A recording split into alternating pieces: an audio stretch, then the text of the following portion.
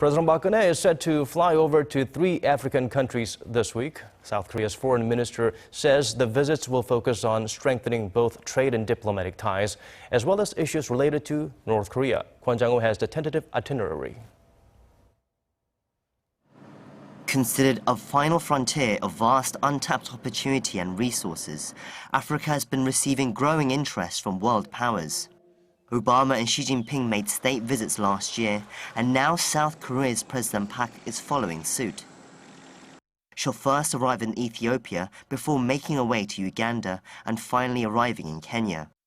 She will also be the first Korean president to speak at the African Union, dubbed the African UN. She'll be looking to highlight and share the success story of Korea's development from a third world country to a leading economic player in the world. African nations are very much aware of the economic and social struggles that Korea endured, such as colonization, war, and poverty. They have expressed that Korea is seen as a benchmark for development. Another issue that will be covered on these state visits will be North Korea. All 3 countries have had diplomatic relations with the regime in the past.